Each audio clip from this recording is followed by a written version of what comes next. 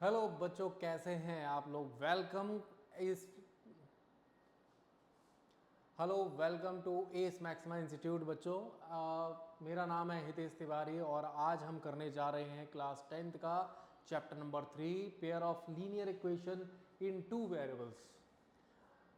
जैसा कि आप चैप्टर के नेम से समझ पा रहे होंगे, यहाँ पर आपको दो वेरिएबल की लीनियर इक्वेशंस के बारे में पढ़ना है, इनको सॉल्व करना है। कुछ मेथड्स हैं, उन मेथड्स को फॉलो करेंगे हम और वेरिएबल्स की वैल्यू फाइंड आउट करने की कोशिश करेंगे।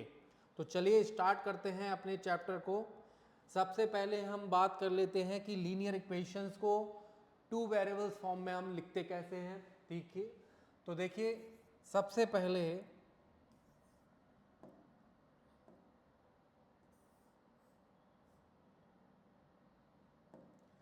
जो वेरिएबल फॉर्म है वो कुछ इस तरह से होगा टू वेरिएबल्स का। ठीक है, ये लेट सपोज इक्वेशन 1 है।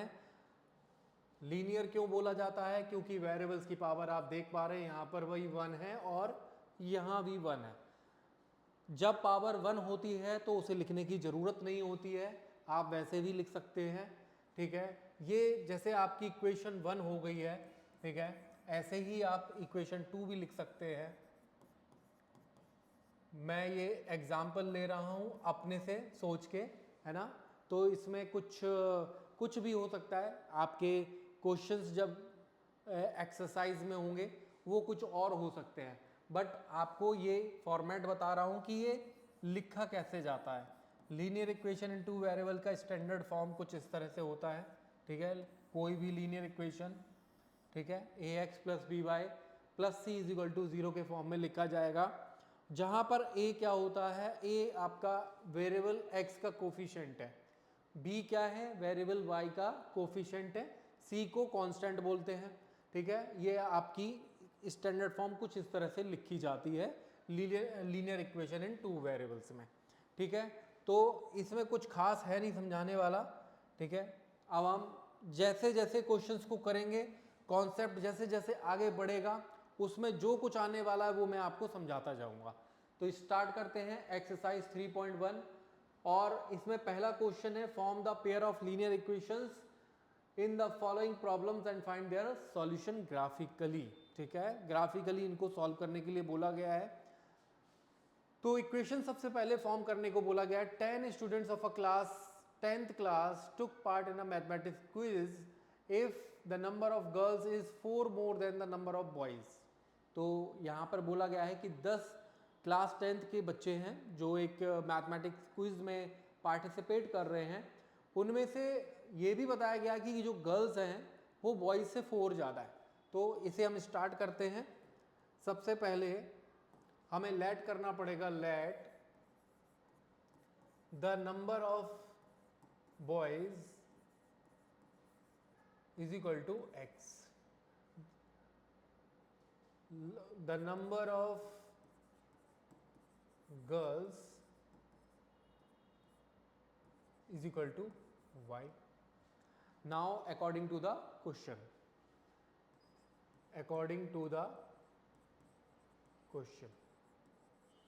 क्या बोला गया है? जो गर्ल्स हैं वो बॉयज से 4 ज़्यादा हैं, तो गर्ल्स का नंबर बड़ा होगा, बॉयज छोटे हैं, मतलब नंबर उनका छोटा होगा। ठीक है, तो गर्ल्स की जगह हम y को पुट कर देंगे और बॉयज़ की जगह x को। तो कुछ इस तरह से आपको एक इक्वेशन मिल जाएगी। ठीक है, इसे हम इक्वेशन 1 भी बोल सकते हैं। सेकंड, आपको फर्स्ट लाइन में ये भी बताया गया था कि जो स्टूडेंट्स हैं क्लास में वो टोटल 10 है। इसका मतलब गर्ल्स और बॉयज़ दोनों को अगर हम सम कर दें, उनके नंबर को सम कर दें, तो वो 10 के बराबर होगा। ये हमारे बॉयज़ थे, ये गर्ल्स थे, और दोनों का सम कितना होगा? 10। ये हमें इक्वेशन 2 मिल गई। पहला आंसर तो हमारा बन गया है कि हमें इक्वेशंस फॉर्म करने को पूछा गया था, तो हमने इक्वेशंस तो फॉर्म कर ली हैं। अब अगर इसमें इनका सॉल्यूशन निकालना हो कि बॉयज़ कितने होंगे, गर्ल्स को कितनी होंगी, ये पता करने के लिए हम क्या करेंगे? जैसे y is equal to x plus 4 है, वो y की वैल्यू हम यहाँ पुट कर देंगे। ये हमने y की जगह पुट कर दिया है।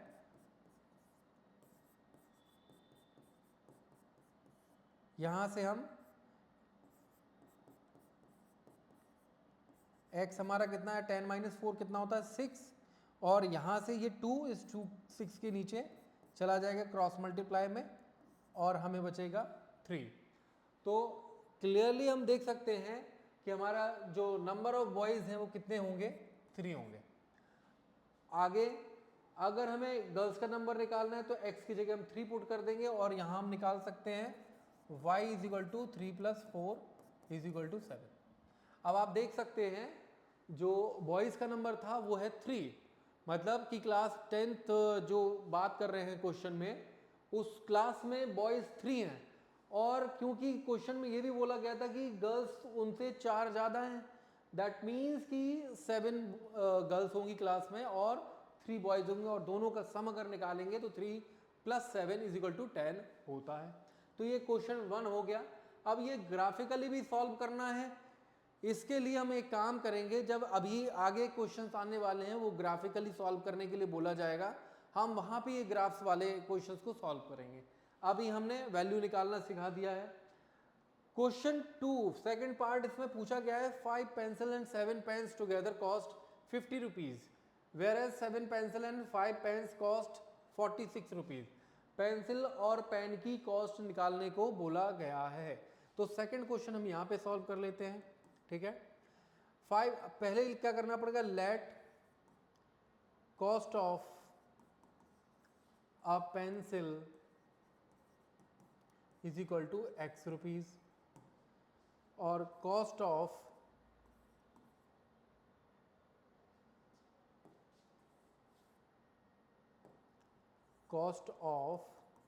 अ pen is equal to y rupees, ठीक है।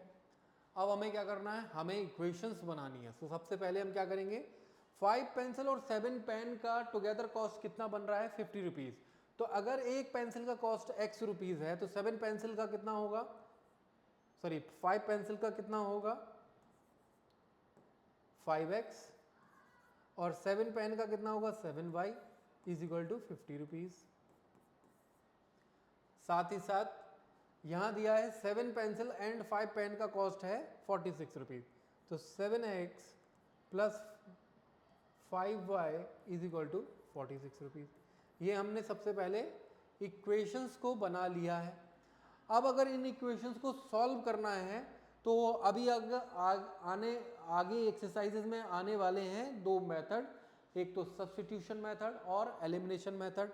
इसके अलावा भी कुछ मेथड हुआ करते थे लेकिन अब वो सिलेबस से कट चुके हैं, तो हमें केवल यही 2 मेथड्स को सीखना है, और उसके हेल्प से हम इन x और y की वैल्यू निकालना सीखेंगे।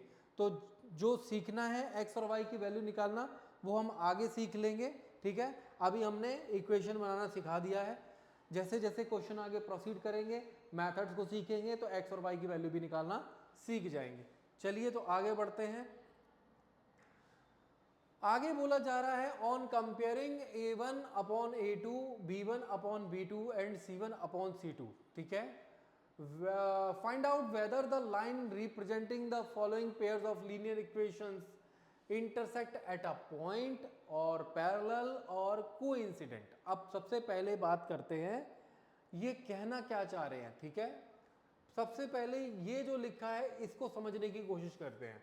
इंटरसेक्टिंग एट अ पॉइंट, देखिए 2 लाइन है, एक लाइन ये है और एक लाइन ये है, ठीक है।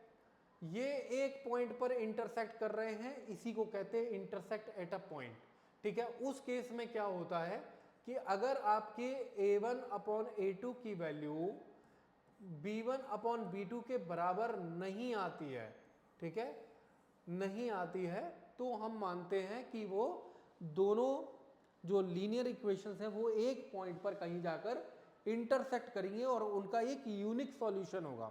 अब ये यूनिक सॉल्यूशन क्या होता है, एक x की वैल्यू और एक ही y की वैल्यू।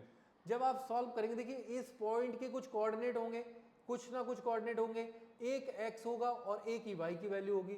अब वो x और y की वैल्यू क्या होगी, वो हमें निकालनी पड़ेगी। ठीक है, ये हमारा x और y की वैल्यू जो हमें एक मिलेगी, है ना, 1x और 1y, जो भी वैल्यू मिलेगी x की और जो भी y की वैल्यू मिलेगी वही हमारा यूनिक सॉल्यूशन होगा किसी भी दो लीनियर इक्वेशंस का। जैसे फर्स्ट पार्ट में हम देखते हैं क्या हमें क्या दिया है, 5x minus 4y plus 8 is equal to 0।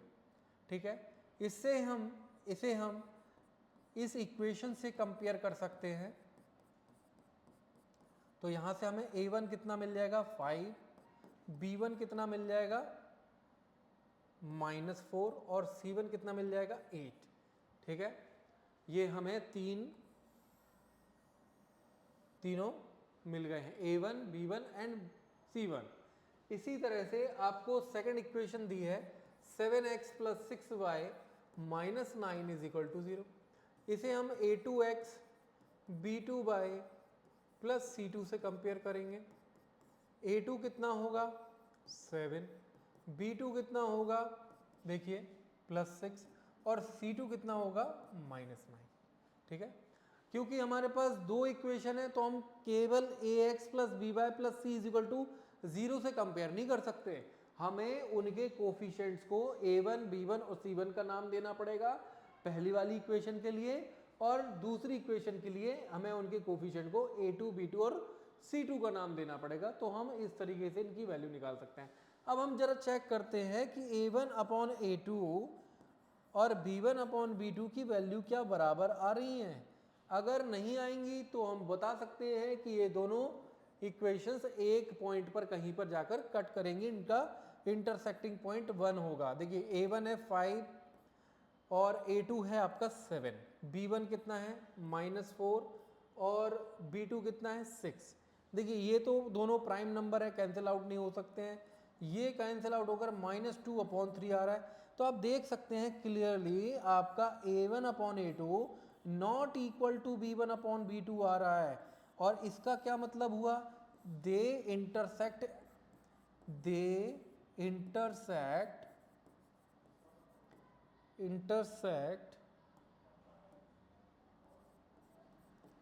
Eight a point, या फिर they have unique solution, they have a unique solution. ठीक है, इन दोनों का क्या होगा, एक यूनिक सॉल्यूशन होगा। ठीक है,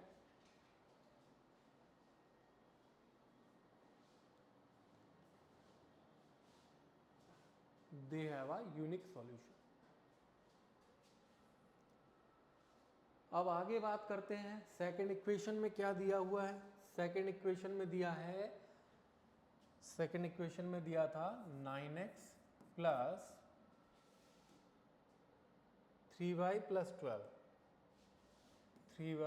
प्लस 12 इज इक्वल टू 0।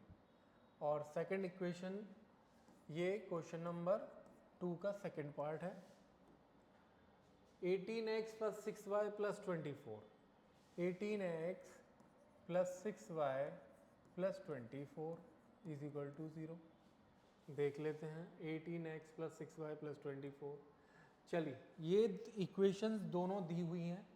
अगर देखिए आपने ये तो सीख लिया कि अगर आपका a1 अपॉन a2 की value not equal to b1 upon b2 आता है तो क्या होता है, यूनिक सॉल्यूशन।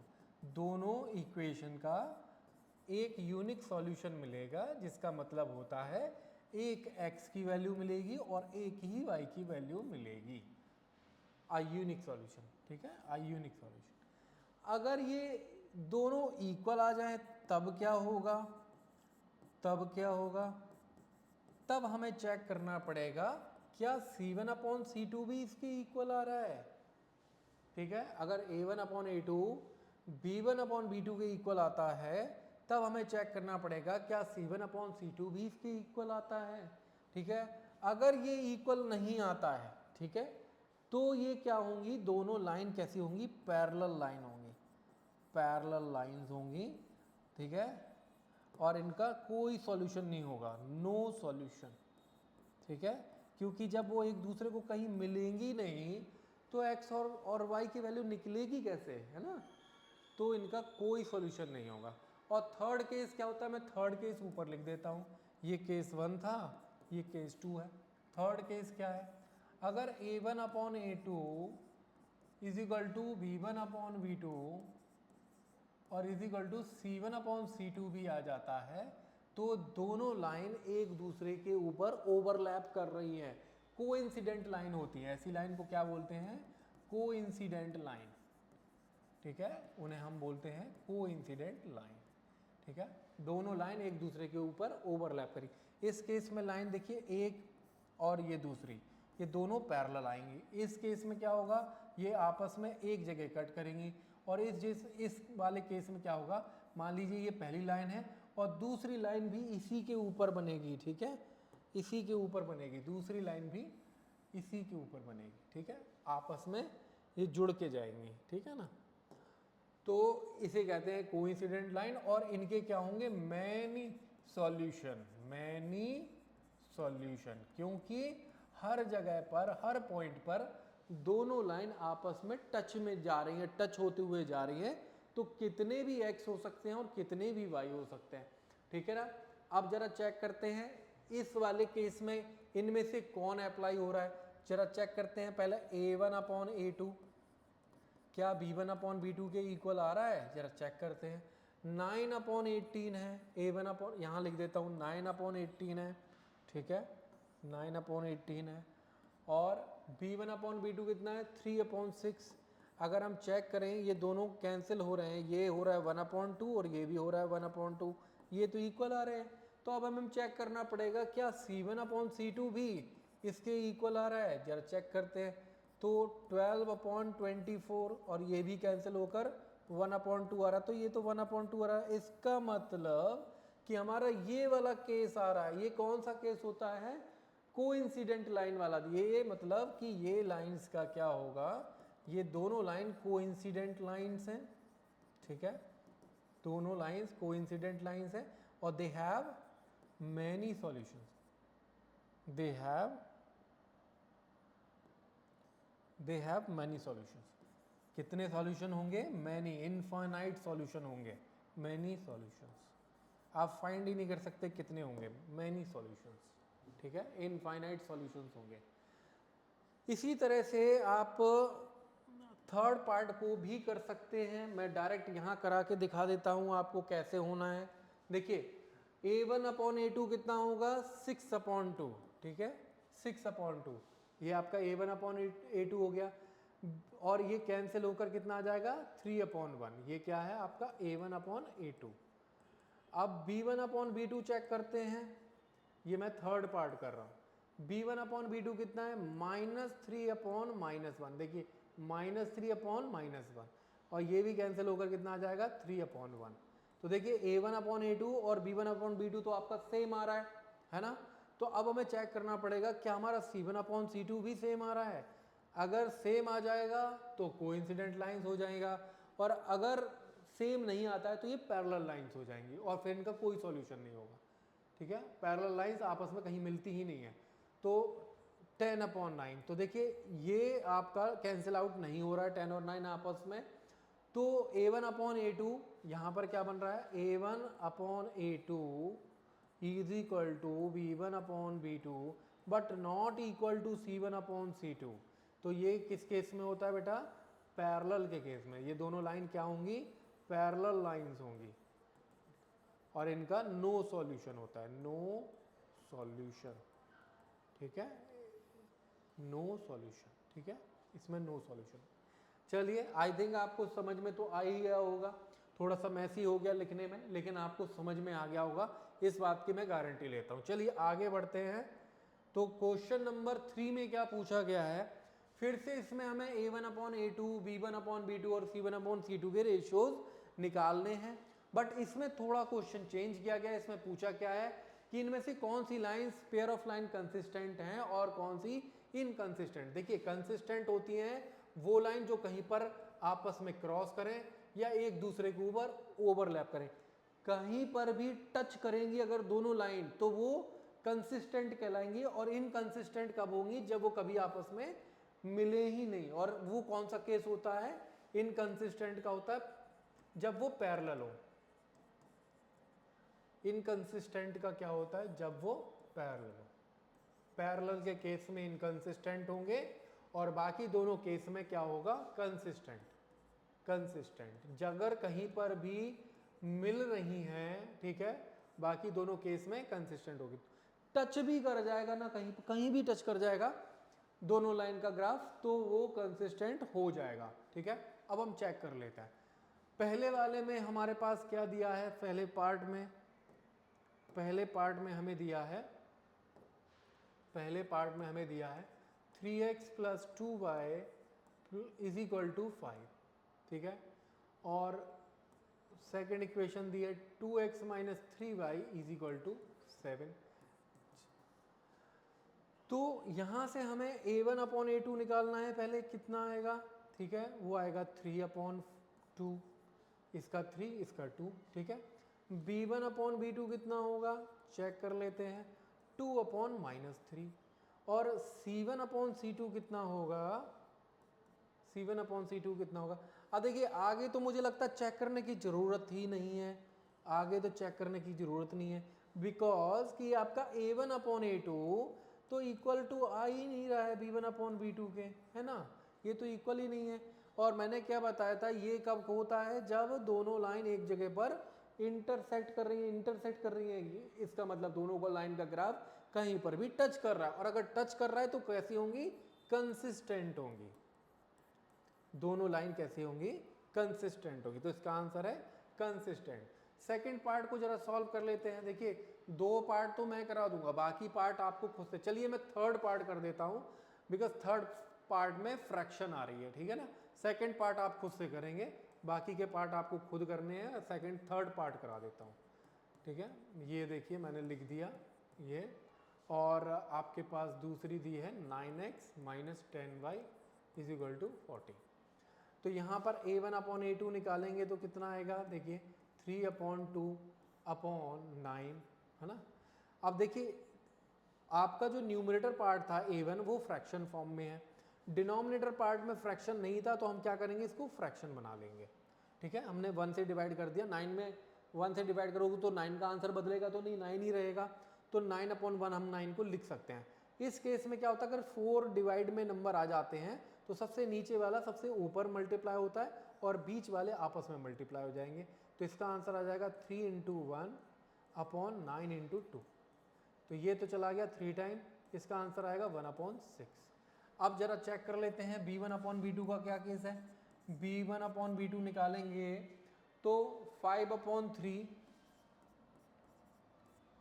और डिवाइड में कितना रहेगा? -10। ठीक है, -10।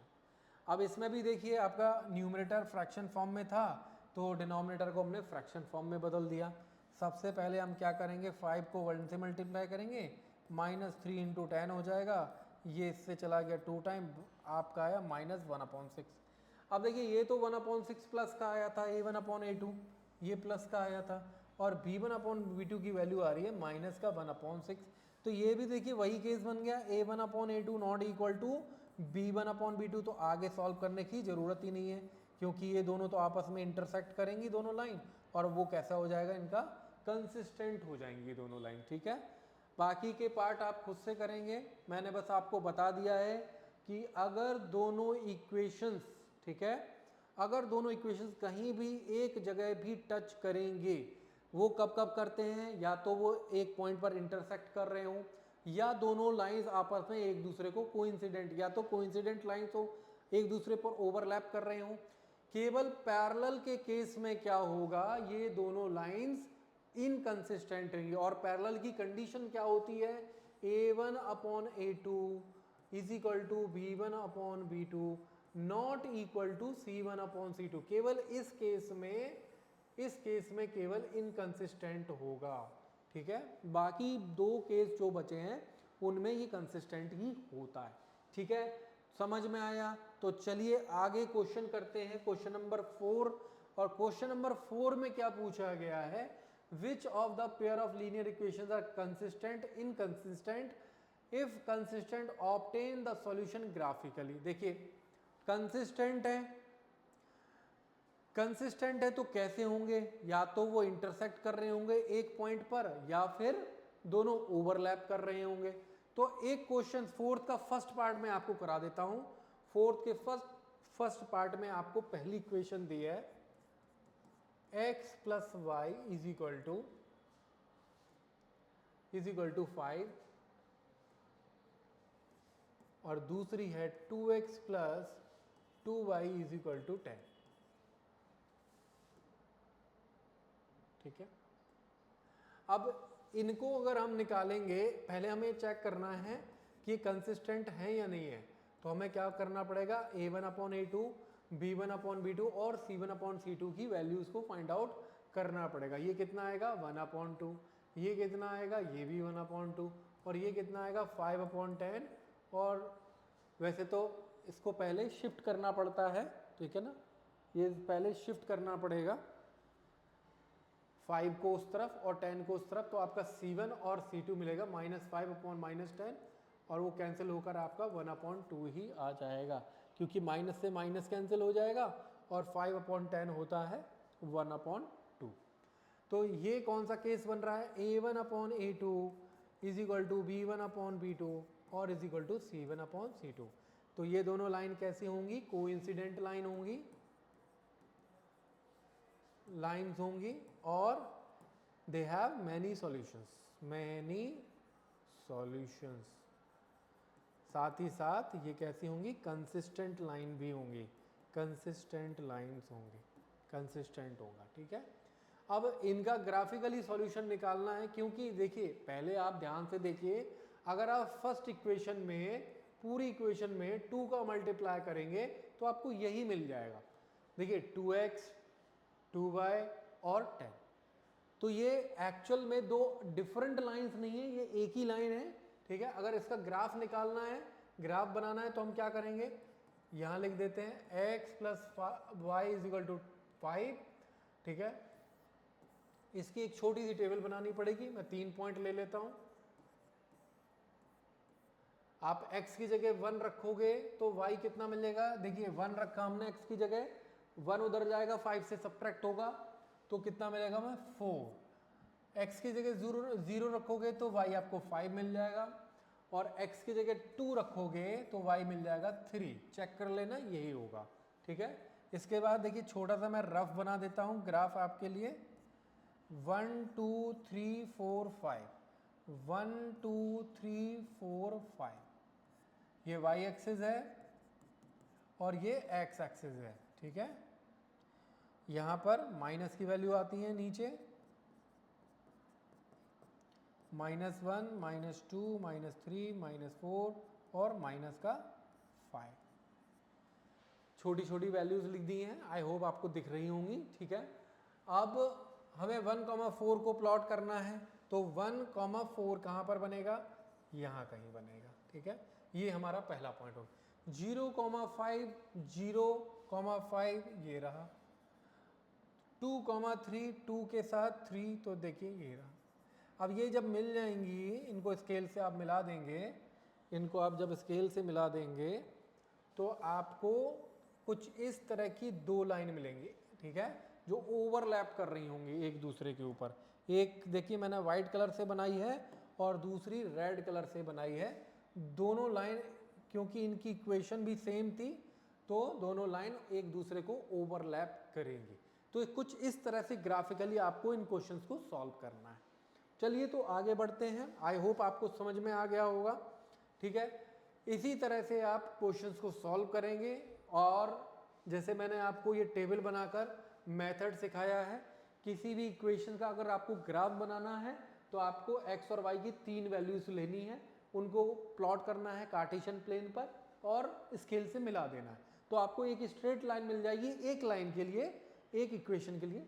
सेम वही प्रोसीजर आपको सेकंड इक्वेशन के लिए करना है। अगर वो कहीं इंटरसेक्ट कर रहे होंगे तो ग्राफ में खुद ही पता चल जाएगा, आप ड्रॉ करके जरूर देखिएगा। चलिए तो आगे बढ़ते हैं।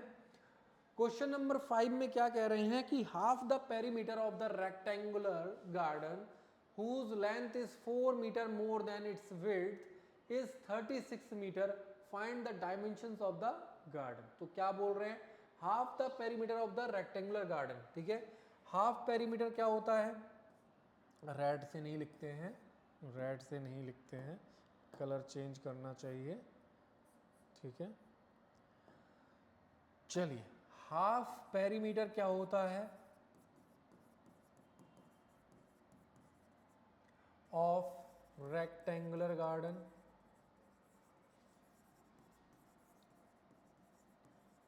देखिए आपने पढ़ा है रेक्टेंगुलर गार्डन का, रेक्टेंगल का जो पेरीमीटर होता है वो होता है 2 इंटू लेंथ प्लस ब्रेथ, और हाफ निकालना है तो 2 से डिवाइड करना पड़ेगा, ये कट जाएंगे, आपको मिल जाएगा L प्लस बी। तो हमारा हाफ पेरीमीटर हो गया L plus B, whose length is 4 metre more than its width. अच्छा, ये हाफ पेरीमीटर दिया भी है आपको, ठीक है, तो length plus breadth is equal to दिया है 36, ये आपको इक्वेशन नंबर 1 मिल गई, ठीक है। अब इक्वेशन नंबर 2 के बारे में क्या पूछा जा रहा है, अच्छा, whose length is 4 metre more than its width, इसका मतलब क्या है कि लेंथ जो है विड्थ से 4 मीटर ज़्यादा है, तो ये आपको सेकंड इक्वेशन मिल गई, ठीक है, इक्वेशन 2। L की वैल्यू b प्लस 4 हमने पहली इक्वेशन में पुट कर दी, ठीक है, हमने पुट कर दी, तो हमें क्या मिलेगा, ये देखिए 2b plus 4 is equal to 36, b निकालेंगे तो 36 minus 4, b is equal to आ जाएगा 32/2 इज इक्वल टू आ जाएगा 16 मीटर। तो हमारी जो विड्थ आएगी, ठीक है, जो ब्रेथ आएगी वो आएगी 16 मीटर, ठीक है।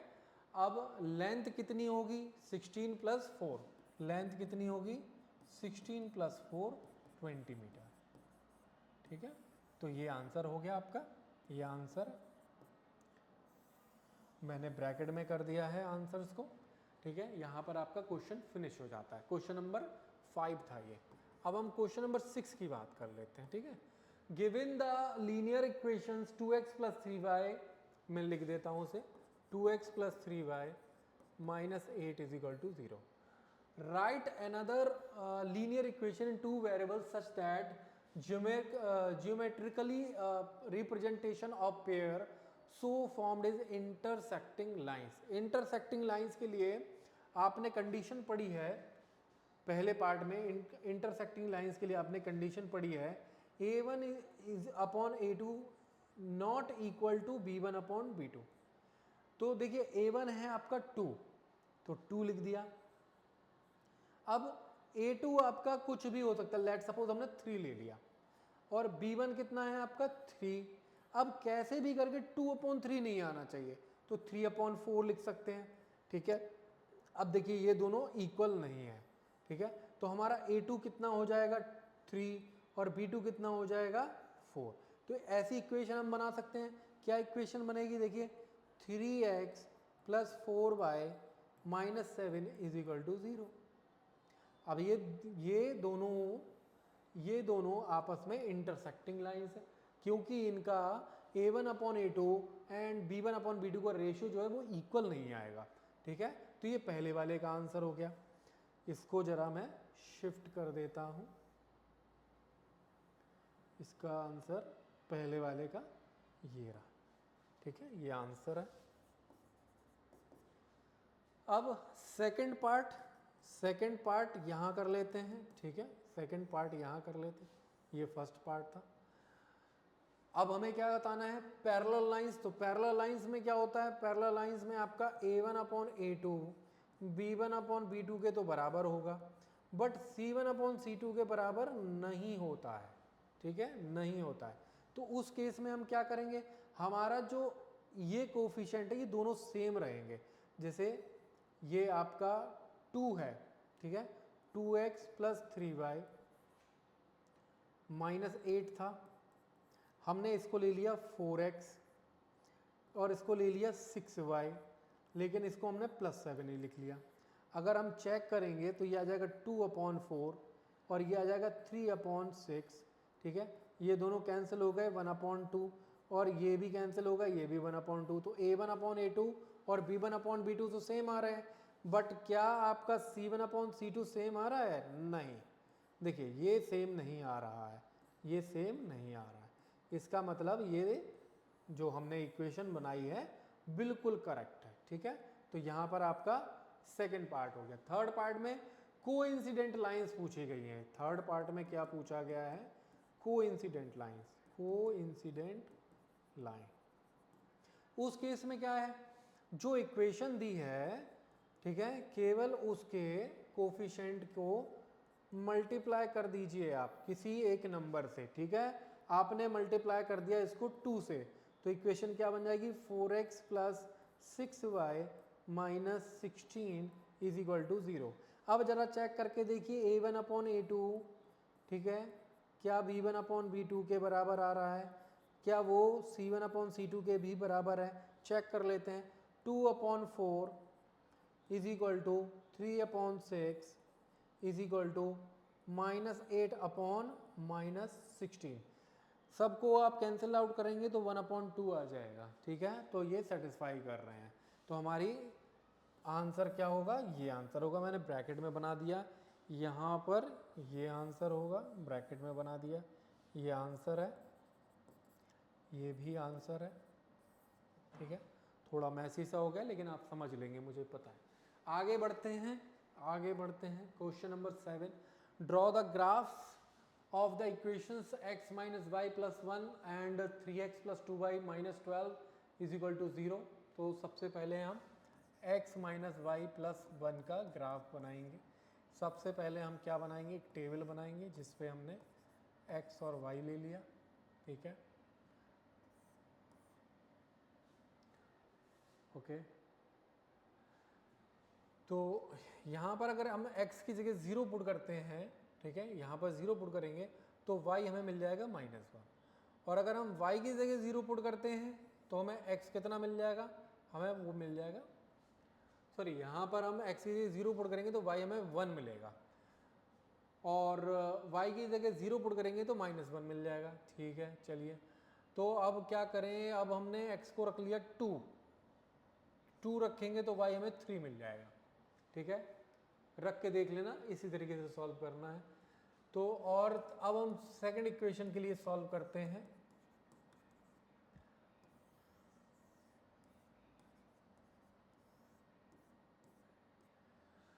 तो क्या रखें? x को हमने 0 रखा तो 2y इज इक्वल टू 12 हो जाएगा, तो y इज इक्वल टू 6 मिल जाएगा, ठीक है। अब क्या रखें? x को रखा हमने 2 रखा तो 3 इंटू 2 हो गया 6, और 12 के साथ माइनस होगा तो -6 आ जाएगा। -6 आपका राइट साइड जाएगा तो y इज इक्वल टू 3 आ जाएगा। चेक कर लेना, आपके ही आएगा, ठीक है। आगे आगे अगर हम y को 0 रख दें, y को 0 रख दें तो 3x इज इक्वल टू 12 आ जाएगा, तो x हमारा 4 मिल जाएगा। अच्छा, चलिए इसका हम ग्राफ बनाते हैं। पहले यहाँ पे 1 2 3 4 5 1 2 3 4 5 -1 -2 -3 -4 -5 -1 -2 -3 -4 -5। चलिए, अब देखिए पहला पॉइंट क्या था हमारा? 0 + 1 और 0,1। 0,1 कहाँ बनेगा? यहाँ पर बनेगा। उसके बाद -1,0 -1,0 कहाँ बनेगा? यहाँ बनेगा। इसके बाद 2,3 2,3 2,3 कुछ यहाँ पे बनेगा। अब इन दोनों को हमने मिला दिया स्केल से, और ये लाइन किसकी थी? ये ग्राफ है x - 1 + 1 इज इक्वल टू 0 का, ठीक है। ये हमने ग्राफ बना दिया। अब हम बात करते हैं 3x + 2y - 12 का ग्राफ। 0,6 0,6, तो 6 भी बनाना पड़ेगा, ये है 0,6। फिर 2,3 तो बेटा यही है, आपने बनाया था अभी। और फिर है 4,0 4 यह है। अब इन तीनों को मिला दीजिए तो आपका ये ग्राफ मिल गया, आपका 3x + 2y - 12 is equal to 0 का। ये जो ग्राफ जा रहा है, ठीक है, ये उसका है।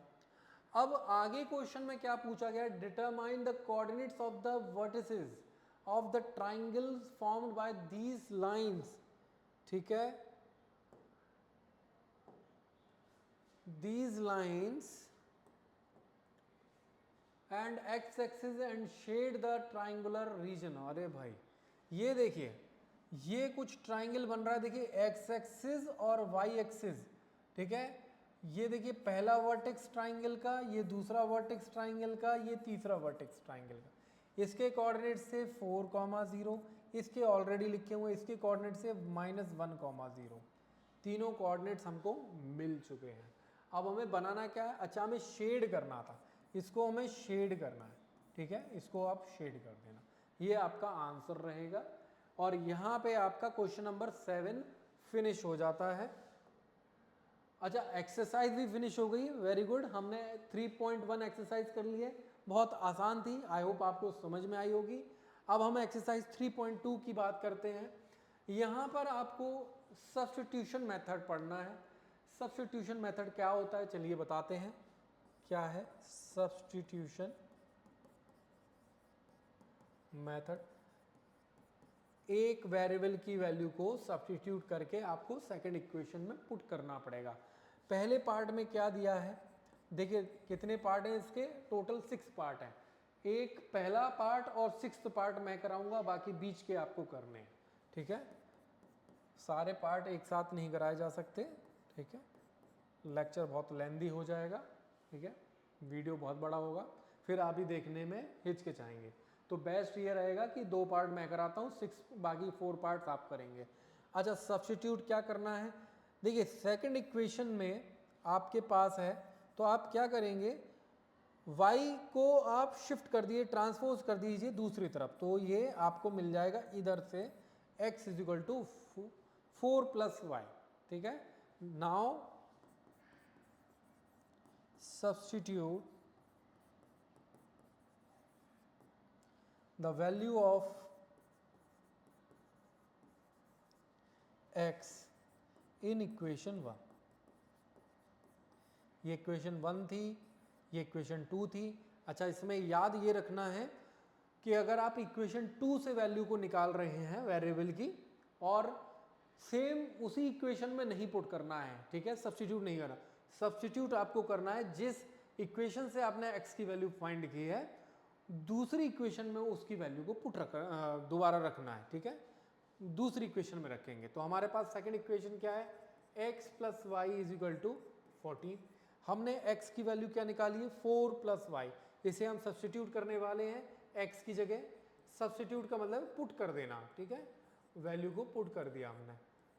अब इन दोनों को सॉल्व करेंगे तो क्या हो जाएगा, 4 + 2y = 14, y = 2y = 14 - 4, ये 10 आ जाएगा। तो y कितना आएगा, सॉरी y कितना आएगा, 5। y 5 आ गया है, तो आप x निकाल सकते हैं, x = कितना है, 4 + y, तो 4 + 5 = 9। तो आपकी x और y दोनों की वैल्यू निकल गई है। सब्स्टिट्यूट मेथड है ये। सब्स्टिट्यूशन मेथड में हम क्या करते हैं, 2 इक्वेशन आपको गिवन होंगी, दोनों में 2 वेरिएबल होंगे x और y।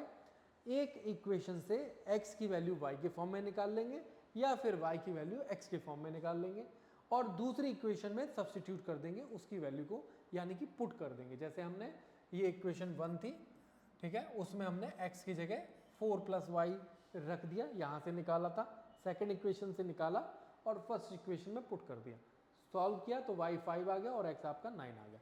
इस तरीके से आपका ये क्वेश्चन फिनिश हो गया। अब हम बात करते हैं 6th पार्ट की, क्योंकि ये फ्रैक्शन में थोड़ा सा डिफिकल्ट भी लग रहा होगा आपको, ठीक है। तो इसको करते हैं 3x/2 - 5y/3, समथिंग कुछ था, चेक कर लेते हैं। -2 है, ये आपका 6th पार्ट है, 6th पार्ट, और नीचे है x/3 + y/2, x/3 + y/2 = कितना दिया है, 13/6, 13/6, एक बार फिर से वेरीफाई कर लेते हैं, नहीं तो कुछ गलत ना हो जाए। 3x/2 minus 5y/3 is equal to -2, बिल्कुल ठीक है। x/3 plus y/2 is equal to 13/6। चलिए, तो सबसे पहले हम इसे लीनियर बनाते हैं। लीनियर मतलब लीनियर तो ये ऑलरेडी है, जो इसके डिनोमिनेटर्स हैं उनको हटाने की कोशिश करते हैं। तो एलसीएम ले लेते हैं। यहाँ पर हमने एलसीएम ले लिया 6 को, 2 और 3 का एलसीएम 6 होता है। तो यहाँ पर कितने का मल्टीप्लाई हो जाएगा, 3 का, तो ये 9x हो जाएगा और ये 10y हो जाएगा। ठीक है, ये 10y हो जाएगा। यहाँ भी -2 ही है। ये 6 यहाँ क्रॉस मल्टीप्लाई होकर मल्टीप्लाई हो जाएगा, तो हमें मिल जाएगा 9x minus 10y is equal to -12। ये हमारी इक्वेशन 1 हो गई। अब इसको भी ऐसे ही सॉल्व कर लेते हैं। ये क्या है, इसमें भी एलसीएम 6 ही आएगा। फिर यहाँ पर 2x plus 3y is equal to 13/6। दोनों तरफ डिनोमिनेटर 6 है तो ये कैंसिल आउट हो जाएगा। 2x plus 3y is equal to 13। ये हमको इक्वेशन 2 मिल गई। ये हमको इक्वेशन 2 मिल गई। ये यहाँ पर हमने इक्वेशन 2 किया है और ये हमारी इक्वेशन 1 थी। अब क्या करेंगे, हम एक काम करते हैं, यहाँ से इक्वेशन 1 से 10y को शिफ्ट करते हैं उधर, तो ये प्लस का 10y हो जाएगा दूसरी तरफ जाकर। और यहाँ से हमने x की वैल्यू निकाल ली 10y minus 12/9। Now substitute this value in the equation of 2। तो हम क्या करेंगे, 2x plus 3y is equal to 13 है। तो 2x की जगह क्या रख देंगे, 10y minus 12/9 plus 3y is equal to 13। अब इसके बाद हमें यहाँ पर भी एलसीएम लेना पड़ेगा। ये देखिए 2 का मल्टीप्लाई भी हो रहा है अंदर, तो 20y माइनस 24 हो जाएगा। और जब 9 का हम एलसीएम लेंगे तो यहाँ पर 27y हो जाएगा। ये 9 यहाँ क्रॉस मल्टीप्लाई हो जाएगा। अब 20y और 27y ये दोनों मिलकर हो जाएंगे 47y माइनस 24 और इज इक्वल टू में 39 जा कितना होता है, 39 जा होता है 117। ठीक है, 117 लिख दिया। और ये माइनस का 24 है, ये राइट साइड शिफ्ट हो जाएगा, प्लस हो जाएगा और यहाँ पर 47y रहेगा। ठीक है, यहाँ पर 47y रहेगा। चलिए, ये कितना हो गया, ऐड करके चलो चेक करते हैं। ये आ जाएगा आपका, इसको लिख लेते हैं दोबारा, इसको इधर सॉल्व कर लेते हैं। 47y इज इक्वल टू 1 और 2 प्लस 1 3 प्लस 1 4 और ये 141 आ जाएगा। ठीक है, और 47 3 का क्या होता है, 47 3 का कितना होगा, 141। तो हमें y कितना मिल जाएगा, हमें y कितना मिल जाएगा, 3। y मिल गया 3। अब हम y की वैल्यू को यहाँ पे पुट कर देंगे तो हमें x भी मिल जाएगा। तो 10 इंटू 3 माइनस 12/9, इन दोनों को 30 हो गया। ये 30 माइनस 12 कितना होता है, 18/9 इज इक्वल टू 2। तो ये हमको x मिल गया, ये हमें x मिल गया और ये हमारा y। इस तरह से हम इक्वेशंस को सब्स्टिट्यूशन मेथड से सॉल्व कर सकते हैं। चलिए, तो आगे बढ़ते हैं। हमारे पास क्वेश्चन नंबर 2 में क्या दिया है, क्वेश्चन नंबर 2 है 2x plus 3y is equal to 11 and 2x minus 4y is equal to minus 24 and hence find the value of m for which y is equal to mx plus 3। तो हमको दो equation दी हैं। सबसे पहली equation क्या है, 2x plus 3y is equal to 11 और दूसरी इक्वेशन है 2x minus 4y is equal to minus 24। सबसे पहले हम क्या करेंगे, इन दोनों वैल्यूज को सब्स्टिट्यूशन मेथड से सॉल्व करके x और y की वैल्यू को फाइंड करेंगे।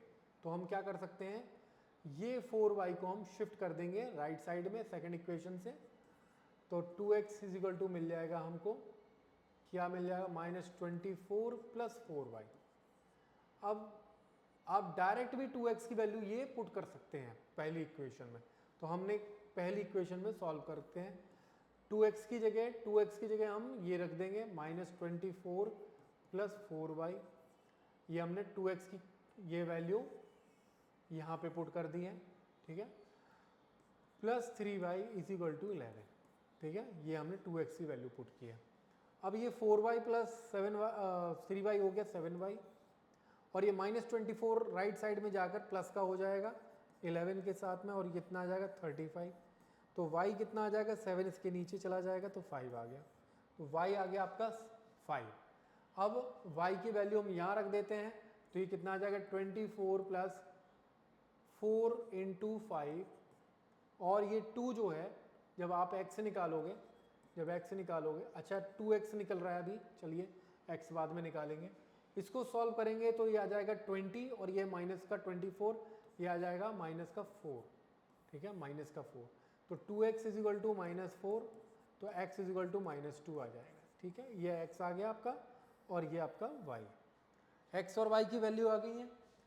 अब आपको पूछा है कि m की वैल्यू निकालिए, इक्वेशन क्या दिया है, इक्वेशन ये दी है, x की जगह y की जगह कितना रखना है 5, x की जगह -2 प्लस 3, सॉल्व करेंगे, ये 3 चला जाएगा दूसरी तरफ, तो ये आ जाएगा 5 माइनस 3 माइनस 2m, तो ये आ गया 2 upon -2 is equal to m, और ये कितना आ जाएगा -1, तो m कितना आ गया आपका -1। अब एक काम करेंगे, ये आपका आंसर आ गया m की वैल्यू, ठीक है, इसको जरा यहाँ से शिफ्ट कर देते हैं इधर, ठीक है, यहाँ पे आपका क्वेश्चन सॉल्व हो चुका है पहला वाला।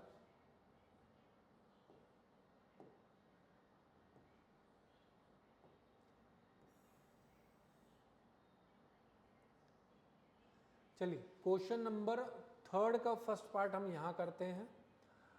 Form the pair of linear equations and find their solution bye substitution method.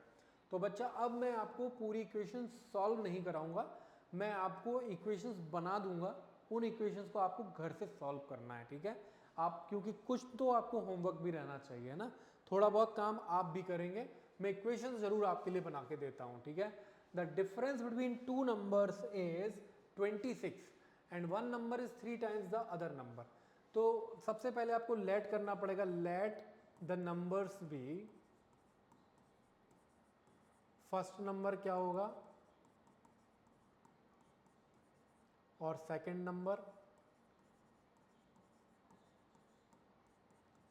दोनों का डिफरेंस क्या दिया है अकॉर्डिंग टू द क्वेश्चन, कितना दिया है 26, पहली इक्वेशन बन गई। क्या लिखेंगे आप according to the question, according to the question.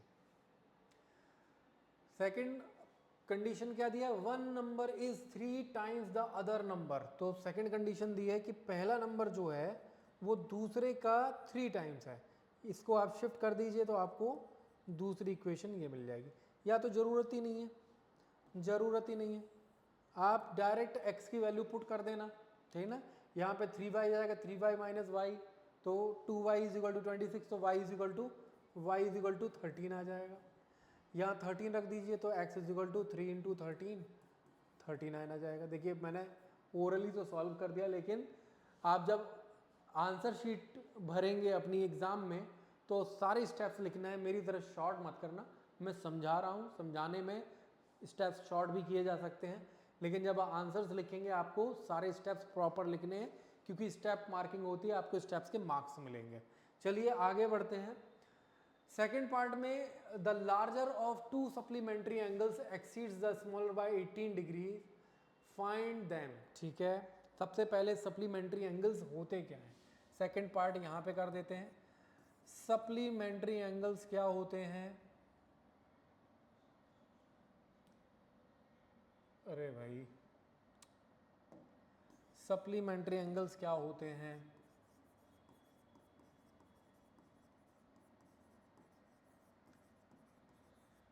दो एंगल जिनका सम 180 के बराबर हो, ठीक है। अब ये क्या कह रहे हैं, मान लीजिए सप्लीमेंट्री एंगल्स लेट कर लेंगे हम, लेट सप्लीमेंट्री एंगल्स, एक x है और एक y है।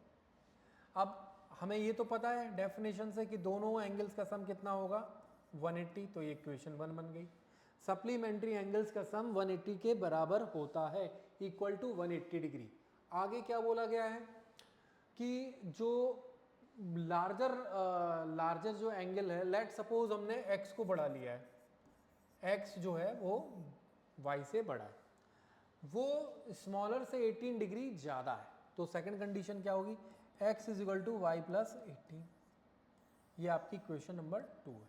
अब देखिए मैंने इक्वेशन बना दी है, आगे मैं सॉल्व नहीं करूँगा, सब्स्टिट्यूशन मेथड लगाइए, सॉल्व कीजिए, बहुत आसान है। और देखिए प्रैक्टिस नहीं करेंगे तो मेरे करने से तो आपके नंबर आएंगे नहीं, कुछ तो पार्ट आपको प्ले करना ही पड़ेगा, ठीक है। तो इक्वेशन बना दिए, अब बहुत इजी पार्ट रह गया, केवल इनको सॉल्व करना है। x की जगह y प्लस 18 रख दीजिए, सॉल्व हो जाएगा, बहुत आसान है। आगे बात करते हैं थर्ड पार्ट में, the coach of a cricket team buys 7 bats and 6 balls for 3800 rupees. तो सबसे पहले क्या करेंगे, लेट करेंगे the cost of 1 cricket bat is equal to x rupees. The cost of 1 ball is equal to y rupees. Now according to the condition, according to the question, क्या दिया है, 7 bat, एक बैट अगर x rupees का है तो 7 bat कितने के होंगे, 7x रुपीज़ के। 6 बॉल्स, अगर एक बॉल y रुपीज़ की है तो 6 बॉल्स कितनी होंगी, 6y रुपीज़ की, और इनका सम किसके इक्वल है, 3800 के इक्वल है। तो ये इक्वेशन बन गई आपकी। आगे क्या करते हैं, आगे हम इसको सॉल्व करते हैं यहाँ पर, ठीक है। आगे दिया गया है कि she buys 3 bats and 5 balls for 1750। देखिए मजे की बात तो ये है कि she is a lady coach हैं, ठीक है, और उन्होंने 3 बैट और 5 बॉल्स लिए हैं 1750 रुपीज़ के। 3 बैट हैं तो 3x हो जाएगा, और 5 बॉल्स हैं और ये 1750 रुपीज़ के आ जाएंगे। तो देखिए इक्वेशन 1 बन गई और इक्वेशन 2 बन चुकी है। अच्छा ये यहाँ पर y होगा, ठीक है। दोनों इक्वेशन को सॉल्व करके बाय सब्स्टिट्यूशन मेथड आप आंसर निकाल सकते हैं। तो चलिए आगे बढ़ते हैं। आगे पूछा गया है फोर्थ पार्ट में, the taxi charges in a city consist of a fixed charge together with a charge for distance covered for a distance of 10 kilometre. The charge paid is 105 rupees for the journey of 15 kilometer. The charge paid is 155 rupees. What are the fixed charge and the charge per kilometer? देखिए अगर आप कभी ओला या उबर किसी metropolitan cities में आपने कभी use किया है, तो वहाँ पे क्या होता है कि आप एक बार उनकी कार में बैठ जाइए, ठीक है, उनकी व्हीकल में बैठ जाइए और आधा किलोमीटर 1 किलोमीटर भी जाएंगे तो उनका एक फिक्स मिनिमम कुछ चार्ज आपको देना पड़ेगा। तो यहाँ पर वो चार्ज फिक्स को जो उन्होंने बोला है उसको हम लेट कर लेते हैं x के बराबर। Let the fixed charge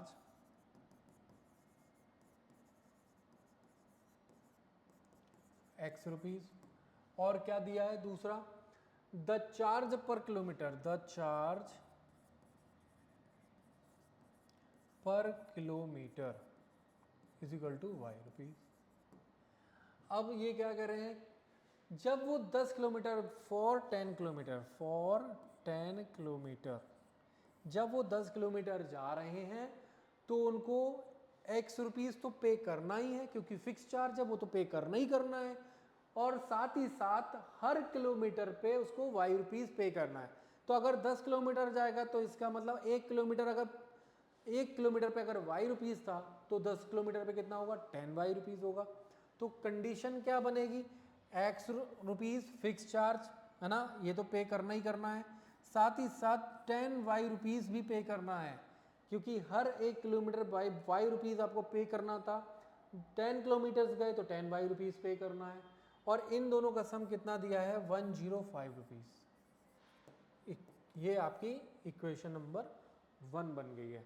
equation 2 क्या है, फॉर 15 किलोमीटर, तो इसमें क्या होगा, फिक्स चार्ज दिया 15 किलोमीटर गए तो 15y दिया, और ये कितना बन जाएगा 155 रुपीज़ के बराबर। तो इक्वेशन 1 बन गई, इक्वेशन 2 मिल गई। अब इन दोनों इक्वेशन को आप सब्स्टिट्यूशन मेथड से सॉल्व कर लीजिए। बाद में आपको पूछा गया है 25 किलोमीटर जाएंगे तो क्या चार्ज, देखिए इन दोनों को सॉल्व करके x और y निकल जाएगा आपका, पहले वो निकालिए, ठीक है। फिर आपको 25 किलोमीटर के लिए ये इक्वेशन बनेगी, ठीक है। ये इक्वेशन, इसकी वैल्यू आपको फाइंड करनी है, x प्लस 25 x की जगह x की वैल्यू पुट कर देना, y की जगह y की वैल्यू पुट कर देना, और इसको कैलकुलेट कर लेना। फिफ्थ पार्ट में a fraction becomes 9/11 if 2 is added both the numerator and the denominator. तो सबसे पहले आपको क्या करना पड़ेगा, लेट द फ्रैक्शन, ये कौन सा पार्ट है, ये था आपका बेटा फोर्थ पार्ट, ठीक है। ये फोर्थ पार्ट है और ये फिफ्थ पार्ट है, सॉरी ये फिफ्थ पार्ट, ठीक है। Fifth, let the fraction be x upon y, ठीक है। सबसे पहले तो फ्रैक्शन को लेट कर लीजिए। अब ये कह रहे हैं जब आप न्यूमरेटर में 2 ऐड करेंगे और डिनोमिनेटर में भी 2 ऐड करेंगे तो आपकी जो इक्वेशन है, जो फ्रैक्शन है, वो किसके बराबर हो जाएगी, 9/11 के बराबर बन जाएगी, ठीक है। अब इसे क्रॉस मल्टीप्लाई कर दीजिए, 11 का मल्टीप्लाई इधर हो जाएगा और 9 का मल्टीप्लाई y प्लस 2 में हो जाएगा। तो ये हो जाएगा 11x plus 22 is equal to 9y plus 18। 11x minus 9y minus 4 आ जाएगा। ये आपकी इक्वेशन 1 बन गई। सॉल्व कर लेना, ऐसे ही आएगा। इक्वेशन 2 की बात करते हैं।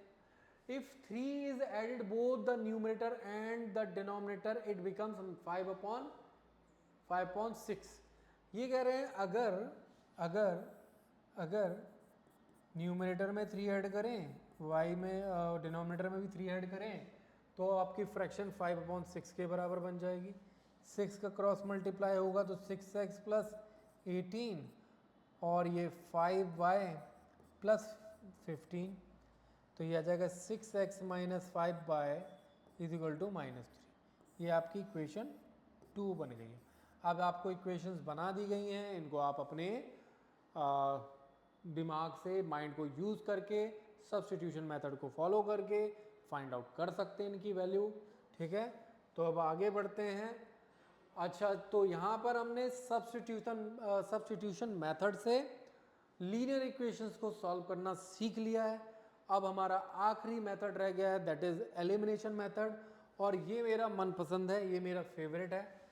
तो सब्स्टिट्यूशन मेथड और एलिमिनेशन मेथड से दोनों से इसको सॉल्व करने को बोला गया है। ये 4 पार्ट आपको दिए हैं। सब्स्टिट्यूशन मेथड से आप खुद करेंगे, एलिमिनेशन मेथड से मैं आपको 2 पार्ट कराता हूँ, पहला और फोर्थ। पहला क्या है, x plus y is equal to 5, 2x minus 3y is equal to 4। ये 2 इक्वेशन दी हैं। एलिमिनेशन मेथड में करना क्या होता है, आपको एक वेरिएबल को कंप्लीटली एलिमिनेट करना है, ठीक है। नॉकआउट कर दीजिए, उसको बाहर कर दीजिए। पहले सबसे पहले क्या करेंगे, उसके लिए हमें करना क्या पड़ता है कि आपको दोनों इक्वेशन में किसी भी एक वेरिएबल के कोफिशिएंट्स को सेम बनाना है। क्या बनाना है, कोफिशिएंट्स को सेम बनाना है।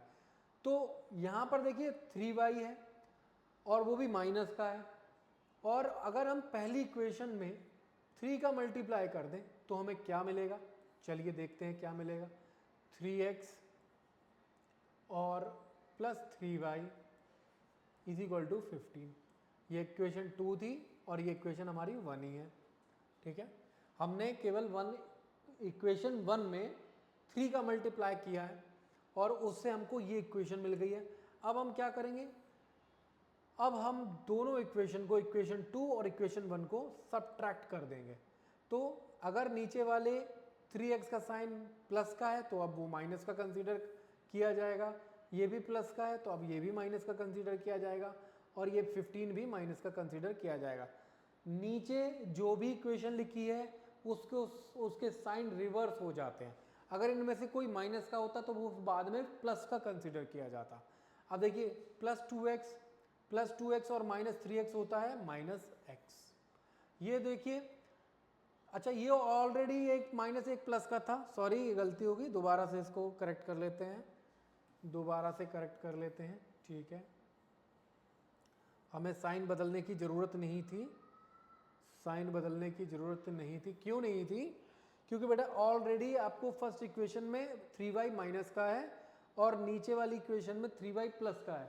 हम साइन बदल ही इसीलिए रहे थे कि एक वेरिएबल के कोफिशिएंट्स एक प्लस का रहे और एक माइनस का रहे, ठीक है, और सेम रहे, तो वो आपस में कैंसिल आउट हो। ये तो अभी ही कैंसिल आउट हो रहे हैं, इनको केवल ऐड करना है, ठीक है।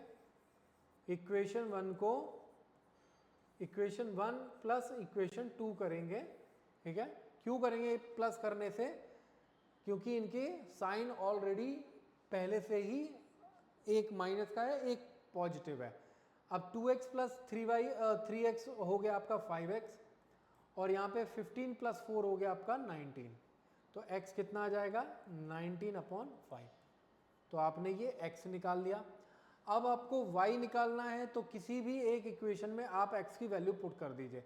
देखिए x plus y is equal to 5 था, आपने x की जगह 19/5 रखा। ये 5 को शिफ्ट करिए, ज़रूरत नहीं है क्योंकि माइनस का y हो जाएगा। तो ये 19/5 है, ये y है और ये 5 है।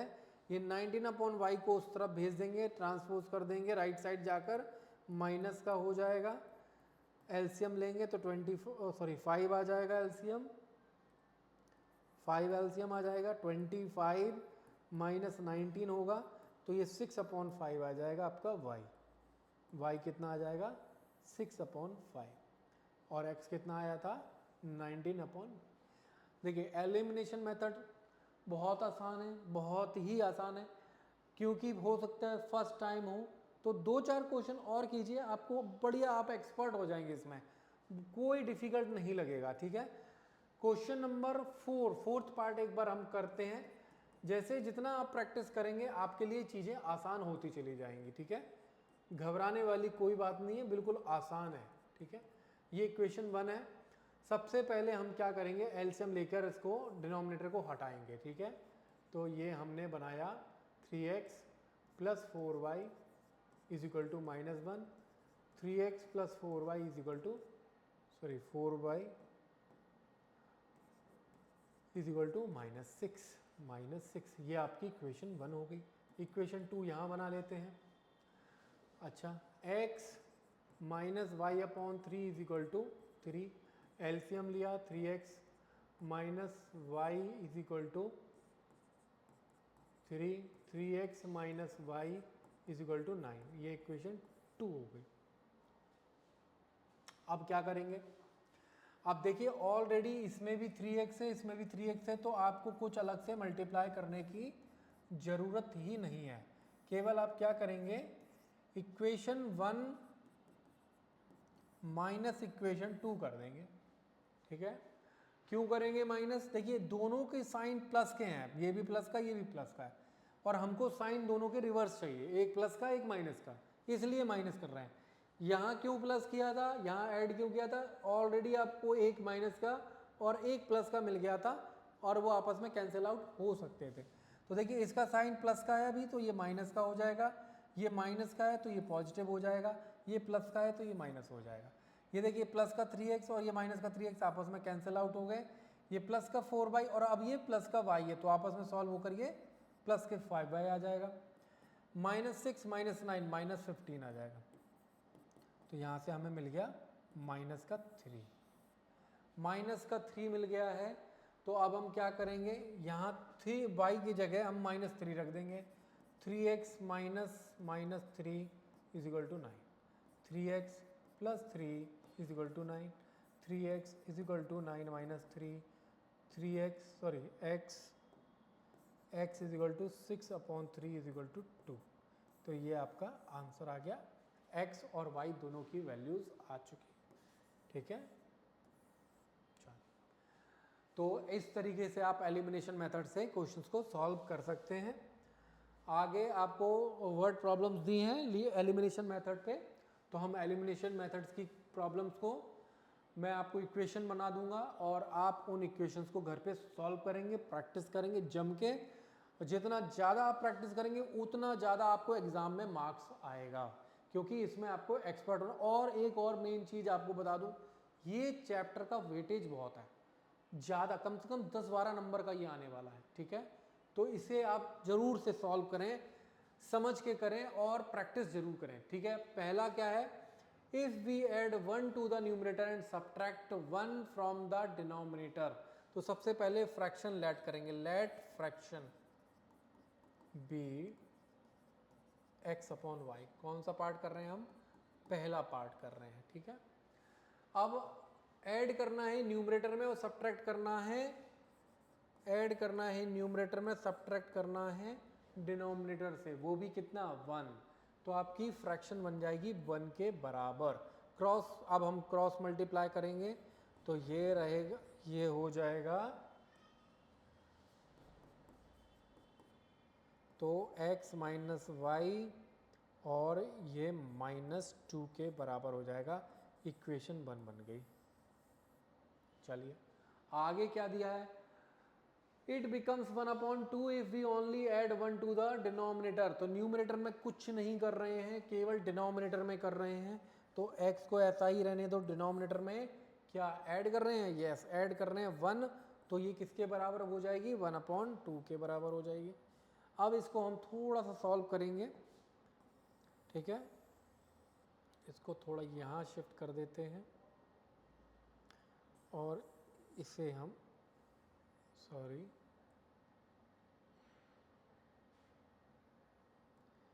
इसे हम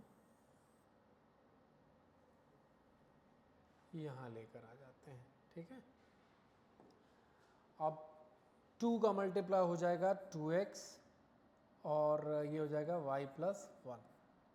तो 2x minus y is equal to 1। ये आपकी इक्वेशन नंबर 2। अब इनको आप एलिमिनेशन मेथड से सॉल्व कर लीजिए और आपका आंसर आ जाएगा, ठीक है। x अपॉन वाई के फॉर्म में लिखना है, x जो आएगा वो न्यूमरेटर में रख दीजिएगा और y जो भी आएगा वो डिनोमिनेटर में रख देना। पार्ट 2 में क्या कह रहे हैं, पार्ट 2 में कह रहे हैं 5 years ago Noori was thrice as old as Sonu. 10 years later Noori will be twice as old as Sonu. तो भाई प्रेजेंटेज तो पता ही नहीं है। सबसे पहले हम क्या करेंगे, लेट करेंगे, let the present age of Noori x years और सोनू की present age of Sonu, present age of Sonu y years, ठीक है। अब क्या कहा है क्वेश्चन में, 5 years ago, 5 years ago, 5 years ago condition दी है। तो 5 साल पहले नूरी कितनी होगी, नूरी की एज क्या होगी, मैं शॉर्ट में लिख देता हूँ, x माइनस 5 होगी, ठीक है। सोनू कितना होगा, सोनू होगा y माइनस 5, ठीक है, 5 years ago। अब कंडीशन क्या दिया है, Noori was thrice as old as Sonu. तो नूरी सोनू से 3 टाइम्स है, तो नूरी कितनी है, x माइनस 5 ईयर्स ओल्ड, और सोनू की एज का 3 टाइम्स होगा, ठीक है, यही बोला 3 टाइम्स होगा। यहाँ से आपको एक इक्वेशन मिल जाएगी और मैं लिख देता हूँ वो कितनी होगी, 3y है, इधर आ गया 3 इंटू -5 -15 हो गया, ये माइनस का 5 उधर जाएगा, माइनस का 10 बचेगा। ये आपकी इक्वेशन 1 आएगी, इक्वेशन 1 आएगी। अब इक्वेशन 2 क्या बन सकती है, चलो चेक करते हैं। 10 years later, 10 years later नूरी की एज क्या होगी, नूरी होगी भाई आपकी, नूरी की एज होगी x प्लस 10 और सोनू क्या होगा y प्लस 10, ठीक है, नूरी होगी x+10 और सोनू होगा y+10। अब इसमें क्या बोला गया है, Noori will be twice as old as Sonu. तो नूरी की जो एज है वो सोनू की एज के ट्वाइस के बराबर हो जाएगी 10 साल के बाद। इसको सॉल्व कर लेंगे।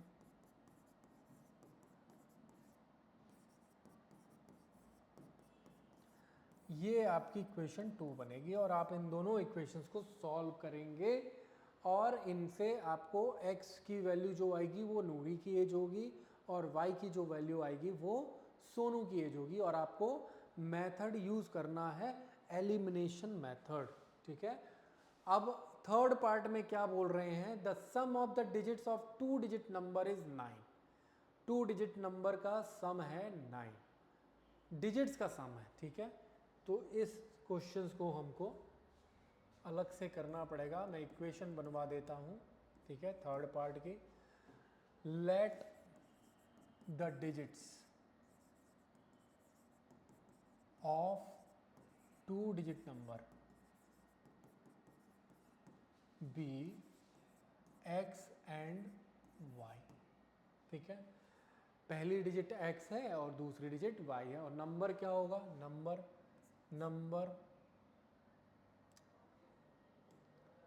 नंबर होगा 2 डिजिट का, 2 डिजिट नंबर होगा 10x प्लस y। जब आप 2 डिजिट का नंबर लिखते हैं तो इस फॉर्मेट में लिखना पड़ता है। ठीक है ना। अच्छा, क्वेश्चन के हिसाब से देख लेते हैं क्या कहना चाह रहे हैं। The sum of the digits of 2 digit number is 9, तो x plus y is equal to 9। ये आपको कंडीशन दी है अकॉर्डिंग टू द क्वेश्चन। ठीक है, ये आपकी इक्वेशन 1 बन गई। ठीक है, आगे बात करते हैं। Also 9 times this number is twice the number obtained by reversing the order of the digit. तो जो नंबर दिया था 10x प्लस वाई उसका 9 टाइम्स, और जब ऑर्डर हम बदल देंगे डिजिट्स का तो जो नंबर मिलेगा उसके ट्वाइस के बराबर है। क्या देखिए समझ में आ जाएगा अभी। इस नंबर का 9 times, second condition,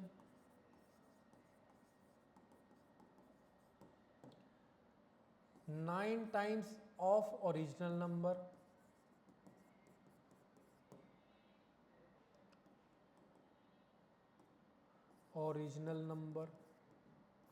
is equal to 2 times number when reversing the order of digits.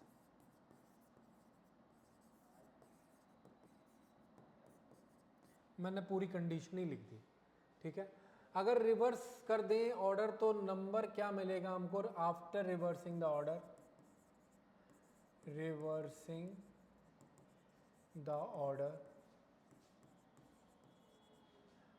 Number after reversing the order वो क्या होगा 10y प्लस एक्स।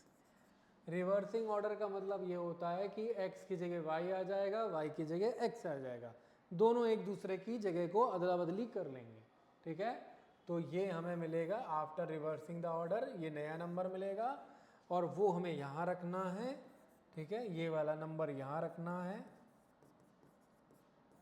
और ओरिजिनल नंबर हमारे पास था ये, तो वो हमारा ओरिजिनल नंबर रहेगा।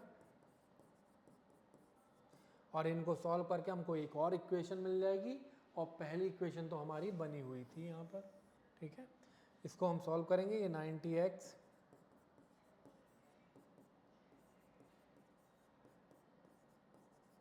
ये 2x इधर आ जाएगा, 88x और -11y। ठीक है, अच्छा कुछ कंडीशन भी दी है क्या, 9 times the twice the number of obtained by reversing the order. ठीक है, ठीक है, बिल्कुल सही। ये आपको 11 देखिए इसमें कॉमन आ रहा है, आप 11 को बाहर लिख लेंगे, ये 8x हो गया, ये माइनस का y इज इक्वल टू 0। अब मैं यहाँ पे इसकी इक्वेशन लिख देता हूँ, 8x minus y is equal to 0। ये आपको इक्वेशन नंबर 2 मिलेगी, इक्वेशन 2 है ये, ठीक है। ये इक्वेशन 2 है, ये इक्वेशन 1 है, इनको आपस में सॉल्व कीजिए और आपको x और y की वैल्यू आ जाएंगी। फोर्थ पार्ट में क्या कह रहे हैं, Meena went to a bank and to withdraw 2000 rupees. She asked the cashier to give her 50 rupees and 100 rupees notes only. Meena got 25 notes in all. Find how many notes of 50 and 100 rupees she received. तो इसमें लिखेंगे fourth part में let the number of notes, number of 50 rupees note और the number of 100 rupees note.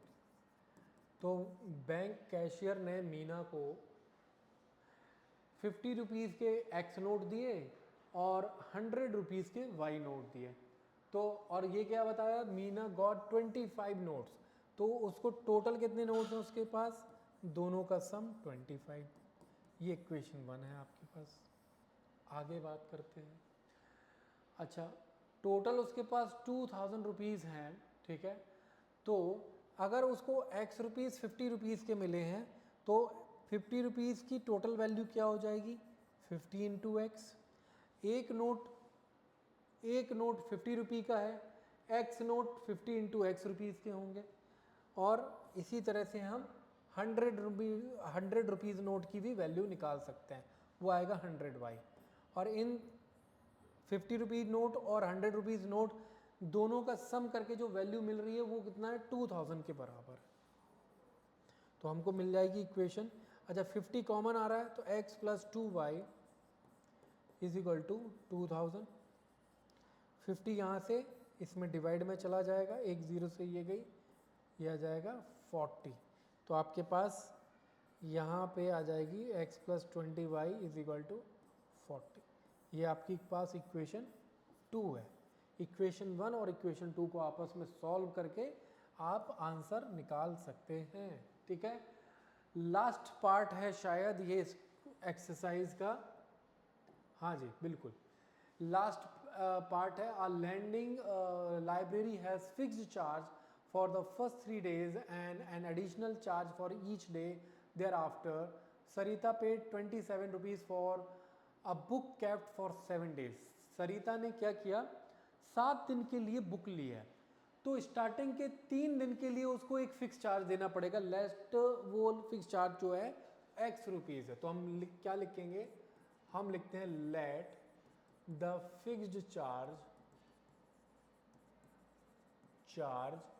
For starting 3 days, है ना, क्या है, first 3 days। चलिए फर्स्ट 3 days लिखते हैं, for first 3 days x rupees है, ठीक है, x रुपीज़ है। उसके बाद में ये क्या कह रहे हैं कि एक एडिशनल चार्ज भी लग रहा है, एन एडिशनल चार्ज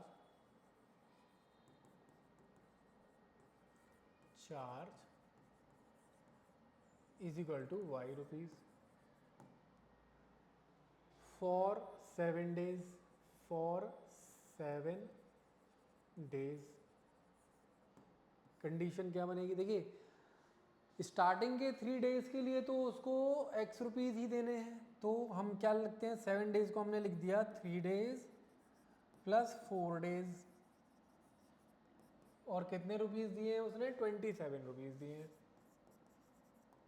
3 days के लिए उसने x रुपीज़ दिया है और एडिशनल चार्ज पर डे लिखना था, पर डे उसने y रुपीज़ दिया है। तो 4 डे के लिए कितना देगी, 4 इंटू वाई। ये आपकी इक्वेशन नंबर 1 बन गई, ठीक है। 3 दिन के लिए उसने x रुपीज़ दिए और 4 दिन के लिए उसने 4y दिए और दोनों का सम कितना है, 27 रुपीज़। आगे बात करते हैं, while sushi paid 21 rupees for the book she cap for 5 days. अब सुशी ने केवल 5 डे रखा है, फॉर 5 डेज। तो स्टार्टिंग के 3 डेज के लिए एक्स रुपीज़ और 5 डे में से 3 चले गए तो कितना बचा 2 डेज। 2 डेज के लिए उसको 2y रुपीज़ देना पड़ेंगे। तो अब उसने कितना पे किया है 21 रुपीज़। तो ये आपकी क्वेश्चन नंबर 2 हो गई है। अब इन दोनों को आपस में आप सॉल्व कीजिए एलिमिनेशन मेथड से और आराम से आप x और y की वैल्यू निकाल सकते हैं। कोई डिफिकल्ट नहीं है, बहुत आसान है। आई होप आपको समझ में आया होगा। मैंने पूरे चैप्टर को एक एक कॉन्सेप्ट को आपको बारीकी से समझाया है। उम्मीद करता हूँ आपको समझ में आया होगा और आसानी से आप इसे सॉल्व कर लेंगे। बीच में मैंने कुछ क्वेश्चंस आपको घर से प्रैक्टिस करने के लिए दिए हैं सो दैट आप घर पे उनकी प्रैक्टिस करें और आप उनको अच्छे से तैयार कर पाएँ। अच्छा, ये हमारे कुछ सोशल मीडिया अकाउंट्स हैं हमारे इंस्टीट्यूट के, एस मैक्सिमा इंस्टीट्यूट। ये हमारा class 12th 11th and 12th के लिए एस मैक्सिमा इंस्टीट्यूट के नाम से है यूट्यूब चैनल, ठीक है। और ये हमारा क्लास 6 से लेकर क्लास 10th तक, क्लास 6 से लेकर 10th तक फाउंडेशन कोर्सेज के लिए आपका एस मैक्सिमा इंस्टीट्यूट फाउंडेशन, ये हमारा इंस्टाग्राम हैंडल है और ये हमारा फेसबुक अकाउंट है। आप हमें व्हाट्सएप भी कर सकते हैं, हमारे कॉन्टैक्ट नंबर है इंस्टीट्यूट को। अगर किसी तरह की कोई क्वेरी या क्वेश्चन है, किसी तरह की कोई भी प्रॉब्लम है, कहीं आप फंस भी रहे हैं, कोई प्रॉब्लम नहीं सॉल्व हो रही है आपसे, आप हमें मैसेज कर सकते हैं, ठीक है। तो आगे आपको इसी तरह के और मज़ेदार कंटेंट और सिलेबस और चैप्टर्स के सॉल्यूशन अगर देखने हैं, आप हमारे यूट्यूब चैनल पर, हमारे इंस्टाग्राम हैंडल पर और फेसबुक पर हमको फॉलो कर सकते हैं। तो आज के लिए इतना ही। मैं थैंक यू बोलूँगा आपको। Thank you very much. मिलते हैं नेक्स्ट एपिसोड।